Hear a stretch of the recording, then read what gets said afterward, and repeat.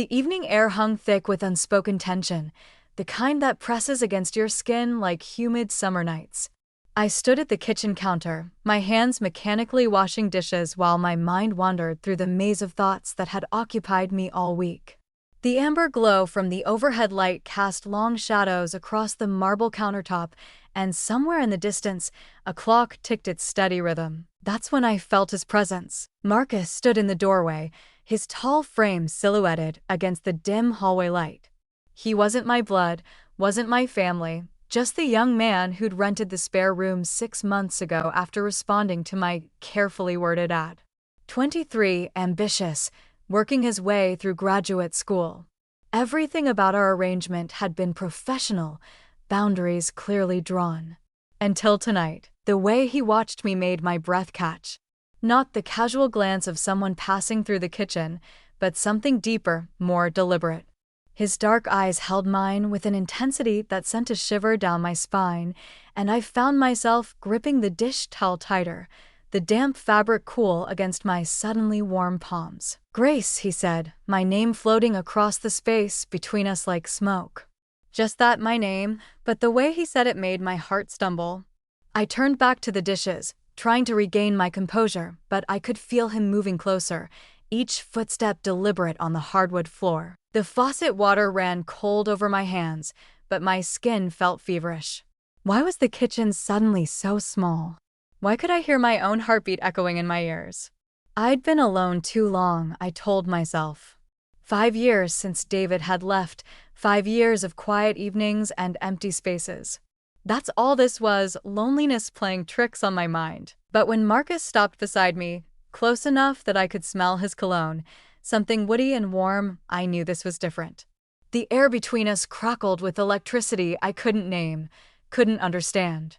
My hands stilled in the soapy water, and for a moment, neither of us moved. "I need to tell you something," he said, his voice low and rough, like gravel beneath silk.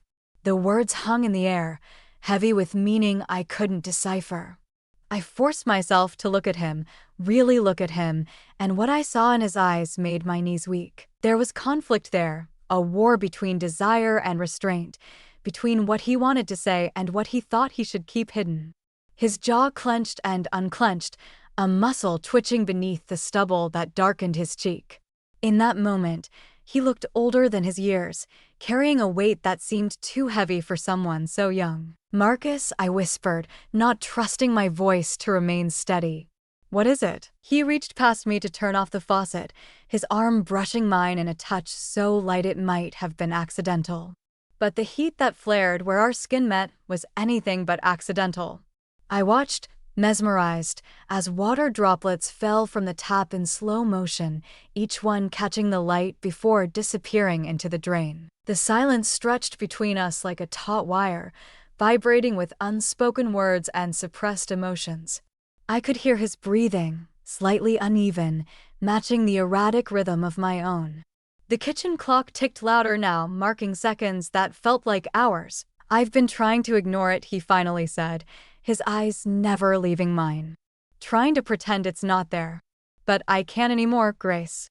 I can't." My name on his lips again, soft and desperate. The dish towel slipped from my fingers, landing silently on the floor. Neither of us moved to pick it up. The space between us seemed to shrink without either of us stepping closer, as if the very air was conspiring to bring us together. "What can't you ignore?" The question escaped before I could stop it, my voice barely above a whisper. Part of me already knew the answer, had known it for weeks in the way his gaze lingered when he thought I wasn't looking, in the way conversation died when we accidentally touched in the narrow hallway. He ran a hand through his dark hair, a gesture of frustration that made him look boyish despite the intensity in his eyes. "This," he said simply, gesturing to the space between us. "Whatever this is. The way I feel when you're near. The way everything else fades when you walk into a room." My heart thundered against my ribs, a wild thing trying to escape its cage. This couldn't be happening. I was his landlady, older by more than a decade, responsible for maintaining professional boundaries. But standing there in my kitchen, with the warm light casting golden shadows across his face, Those boundaries felt as fragile as spider silk. "Marcus, we can't," I started, but he shook his head, cutting me off. "I know we shouldn't." "God, I know. I've told myself 1,000 times. But knowing doesn't change how I feel."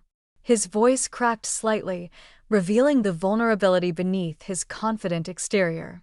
"Do you have any idea what it's like? Living here, seeing you every day, wanting to say something but knowing I shouldn't." The raw honesty in his words struck me like a physical blow. My carefully constructed walls began to crumble, brick by brick. How long had I been pretending not to notice? How many times had I caught myself watching him from the kitchen window as he worked on his laptop in the garden? How often had I lingered in the hallway, hoping for an accidental encounter? "Yes," I whispered, the admission torn from somewhere deep inside. "I know exactly what it's like." The confession hung between us, changing everything and nothing all at once. Marcus's eyes widened slightly, hope and disbelief warring in their depths. He took a half-step closer, close enough that I could feel the heat radiating from his body, close enough that I had to tilt my head back to maintain eye contact. "Grace," he breathed, and this time my name was a prayer, a question, a plea all rolled into one. His hand rose slowly, hesitantly, stopping just short of my cheek. I could feel the warmth of his palm hovering there, not quite touching, the almost contact more intimate than any touch I'd experienced in years. Time seemed to stop. The kitchen faded away, leaving just the two of us suspended in this moment of possibility.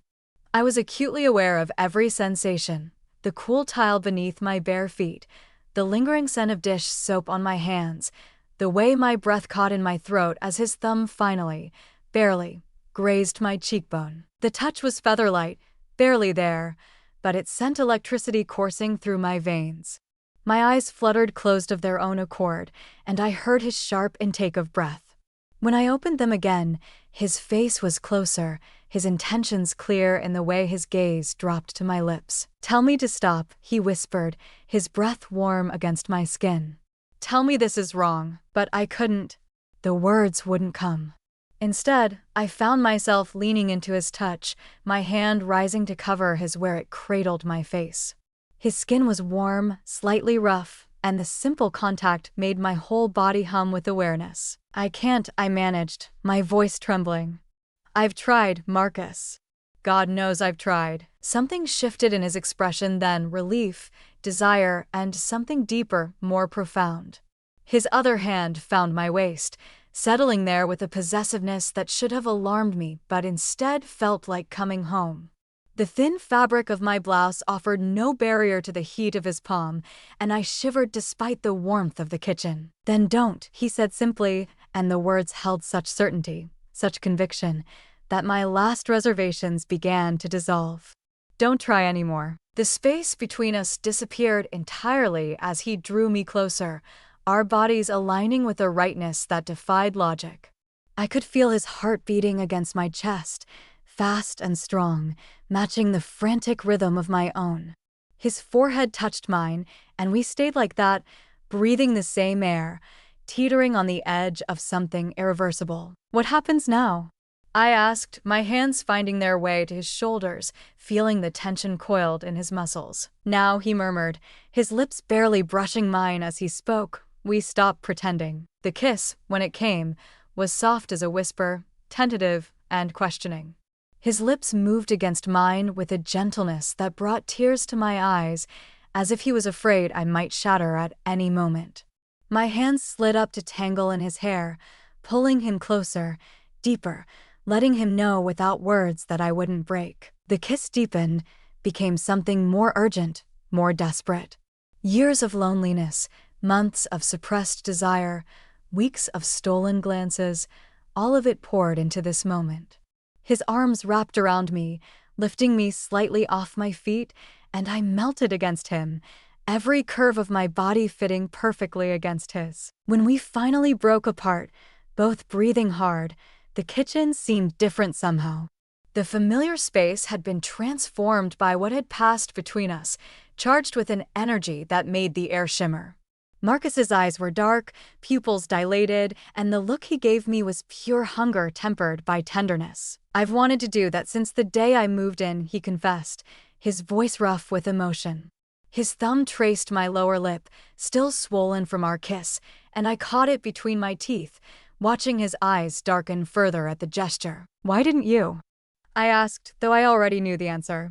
The same reasons that had kept me silent: propriety, fear, the weight of societal expectations. "Because I was afraid," he admitted, his honesty disarming. "Afraid you'd ask me to leave. Afraid of ruining whatever this was between us. But mostly afraid that once I started, I'd never be able to stop." His words sent a thrill through me, dangerous and delicious. I understood that fear, felt it even now as we stood wrapped in each other's arms. This wasn't just attraction, wasn't just loneliness seeking comfort. This was something deeper, more consuming, something that could burn us both if we weren't careful. "And now?" I prompted, my fingers tracing the strong line of his jaw. "Now, I'm more afraid of never knowing," he said simply. "Of spending my life wondering what could have been." The raw vulnerability in his voice undid me completely. I pulled his head down for another kiss, this one slower, deeper, a thorough exploration that left us both trembling. His hands mapped the curve of my spine, learning the geography of my body through the thin barrier of clothing, each touch reverent and hungry at once. When his lips found the sensitive spot just below my ear, I gasped, my head falling back to give him better access. He took full advantage, trailing kisses down the column of my throat, each one leaving a trail of fire in its wake. My hands clutched at his shoulders, needing the anchor as waves of sensation threatened to sweep me away. "Grace," he murmured against my skin, my name a benediction on his lips. "Beautiful Grace." The endearment, spoken with such reverence, brought tears to my eyes. When was the last time someone had called me beautiful? When was the last time I'd felt desired, cherished, seen? Marcus pulled back, concern flooding his features when he saw the moisture on my cheeks. He started, but I silenced him with a finger to his lips. "Happy tears," I assured him, though the words came out shaky. "It's just been so long since anyone." Understanding dawned in his eyes, followed by something fierce and protective. He cupped my face in both hands, his touch infinitely gentle. "Then they were fools," he said with quiet conviction. "All of them." The sincerity in his voice, the absolute certainty, made my heart constrict. I turned my face into his palm, pressing a kiss to the center, feeling him shudder at the simple gesture.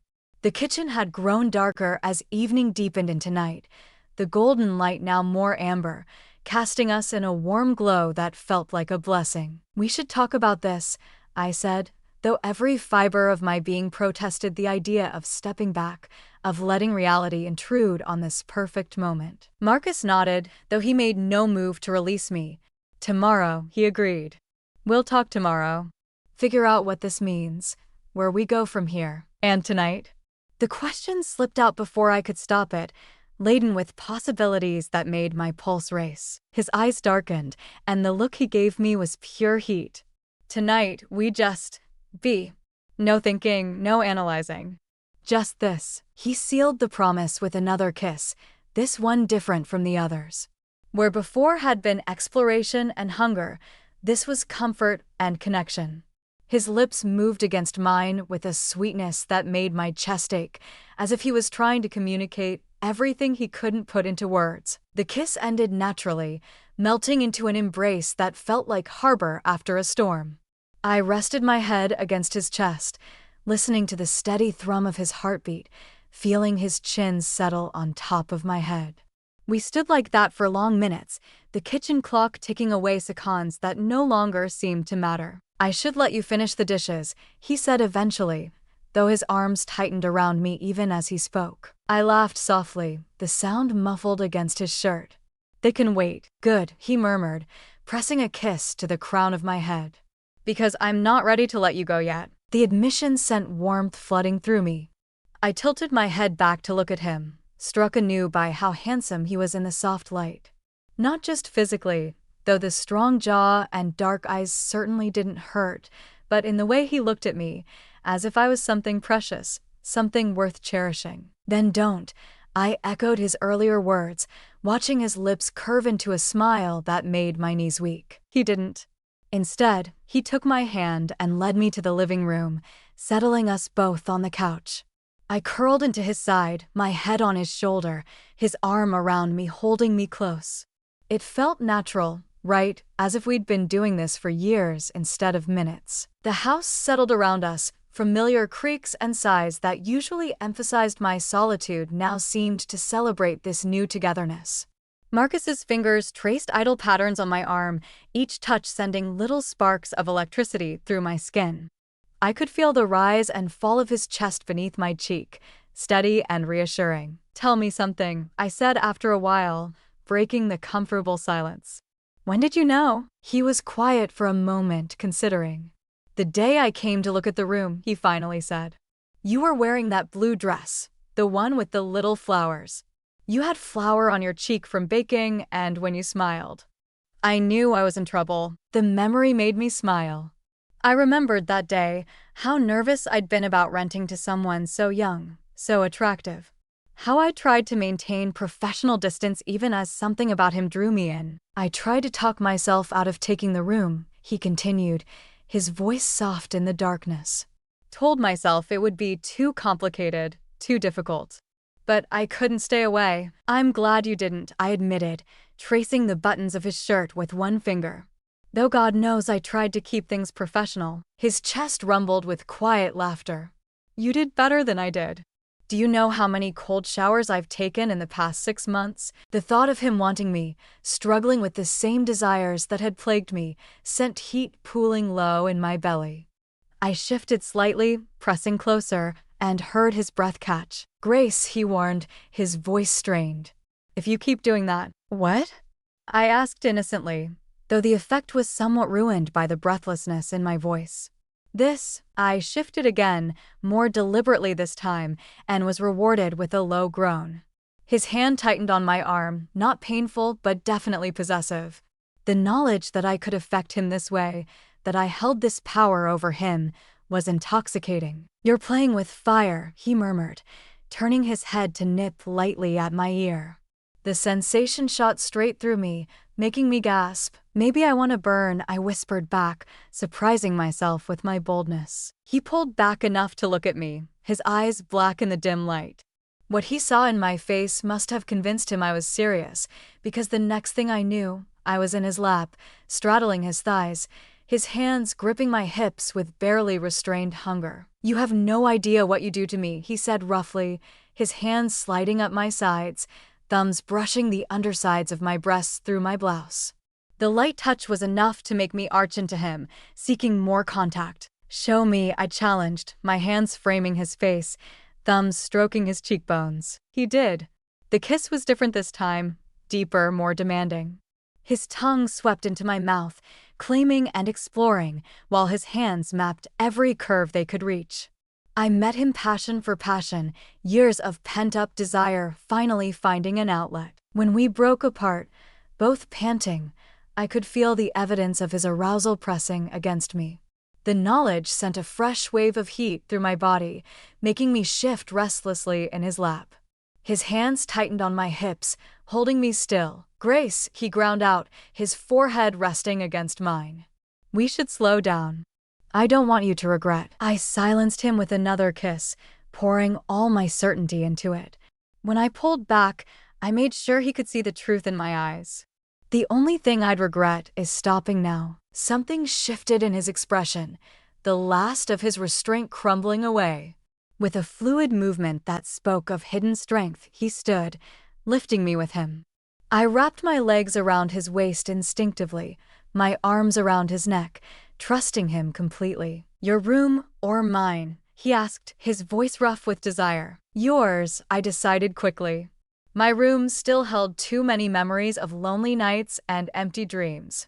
His room was neutral territory, a place where we could write our own story. He carried me down the hallway, navigating the familiar path in the dark. Each step brought us closer to a line we couldn't uncross, but I felt no hesitation, no doubt. only anticipation thrumming through my veins like wine. His room was dimly lit by moonlight filtering through the curtains. He set me down gently beside the bed, his hands lingering on my waist as if reluctant to let go. We stood there for a moment, the gravity of what we were about to do settling over us like a blanket. "Are you sure?" he asked one more time, his thumb stroking my cheek with infinite tenderness. Instead of answering with words, I reached for the buttons of my blouse, holding his gaze as I slowly undid each one. His eyes followed the movement of my fingers, darkening with each new inch of skin revealed. When the last button fell open, he sucked in a sharp breath. "Beautiful," he murmured, his hands replacing mine, sliding the fabric off my shoulders with reverent care. "So beautiful." The blouse pulled at our feet, forgotten as his hands skimmed up my arms, across my shoulders, down my back. Each touch was electric, leaving trails of fire in its wake. I reached for his shirt in turn, needing to feel his skin against mine. He helped me, yanking the shirt over his head with less patience than he'd shown with my clothes. The moonlight painted his chest in silver and shadow, highlighting the lean muscles I'd only imagined before. I placed my palms flat against his chest, feeling his heart racing beneath my touch. "You're shaking," he observed, covering my hands with his. Not from fear, I assured him, and it was true. The tremors running through me were pure anticipation, pure need. He smiled then, a slow, predatory curve of lips that made my insides melt. "Good," he said, walking me backward until my knees hit the bed. "Because I plan to make you shake a lot more before the night is over." The promise in his words sent heat flooding through me. I sank onto the bed, looking up at him through my lashes, watching as he took in the sight of me half-dressed in his room, on his bed. The possessive gleam in his eyes made me feel powerful, desired, alive in a way I hadn't felt in years. He knelt before me, his hands sliding up my thighs, his touch both soothing and inflaming. "Tell me what you want, Grace," he murmured, pressing a kiss to the inside of my knee. "Tell me how to make you feel good." The request was my undoing. Here was this beautiful young man, offering himself to me, putting my pleasure first. Tears pricked at my eyes again, but this time I didn't try to hide them. He saw, understood, and rose up to kiss them away, each gentle press of lips a promise, a vow. "Just you," I whispered against his mouth. "I just want you." He made a sound low in his throat, something between a growl and a groan, and then we were falling back onto the bed together, a tangle of limbs and desperate kisses. His weight settled over me, perfect and right, and I arched up into him, needing more contact, more skin, more everything. The rest of our clothes disappeared in a haze of hungry touches and breathless laughter. When finally there was nothing between us but moonlight and desire, we both stilled, the moment too profound for words. His eyes met mine, asking one last silent question, and I answered by pulling him down for a kiss that left no room for doubt. What followed was a symphony of sensation, soft gasps and quiet moans, the slide of skin against skin, the perfect rhythm of two bodies learning each other's secrets. He touched me like I was something precious, something sacred, even as passion drove us both higher. I gave myself over to the feeling, to him, letting go of years of loneliness and doubt. When release finally claimed us both, it was with his name on my lips and mine on his, a mutual surrender that felt like coming home. We lay tangled together afterward, sweat cooling on our skin, hearts slowly returning to normal rhythm.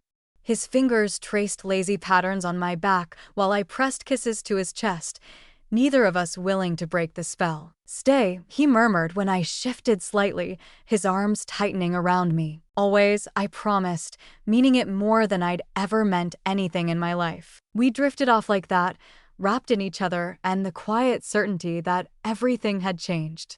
Tomorrow would bring questions, complications, the need to navigate this new reality we'd created.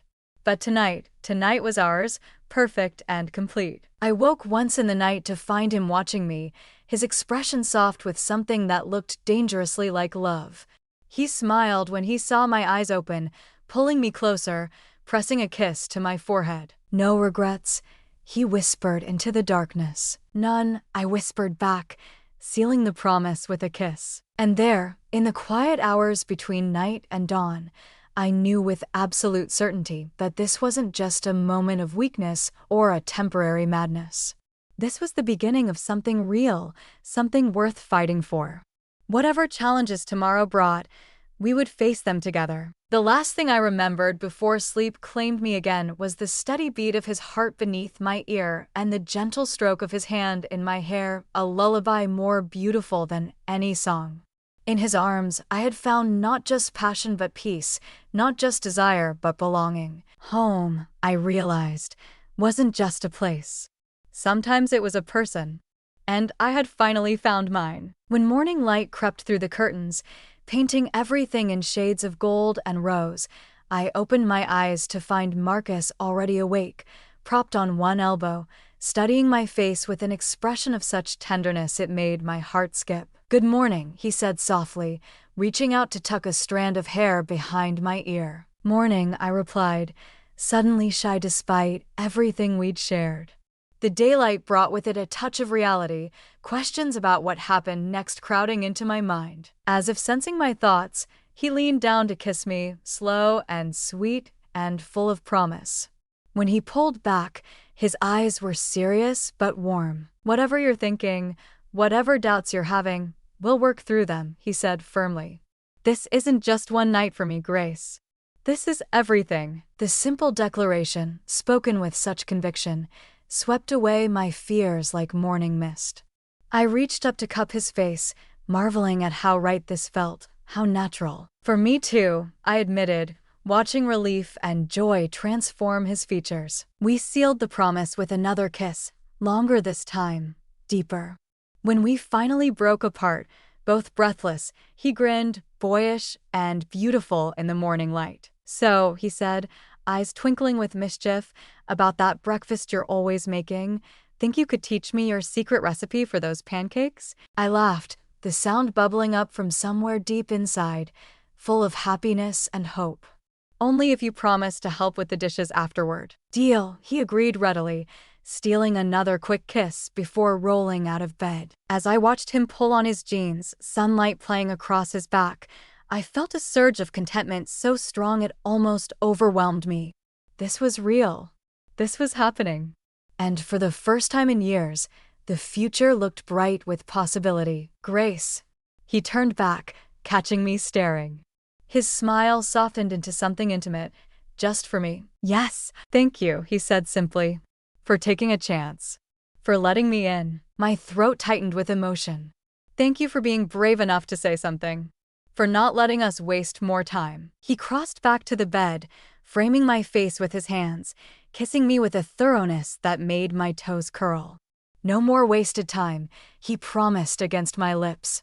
"From now on, every moment counts." And there, in his childhood room turned sanctuary, with morning light blessing our new beginning, I knew he was right. Whatever challenges lay ahead, whatever obstacles we might face, we would meet them together. Because some things were worth fighting for, worth risking everything for. Love, I was learning, was one of those things. And in Marcus's arms, I had found not just love but redemption, not just passion but purpose. The future stretched before us, uncertain but full of promise, and for the first time in longer than I could remember, I was eager to meet it. Hand in hand, heart to heart, we stepped into our new story, one written not in the stars, but in the quiet moments between heartbeats, in whispered confessions and gentle touches, in the courage to reach across the divide and claim the happiness we both deserved. And if that wasn't worth celebrating with pancakes, I didn't know what was.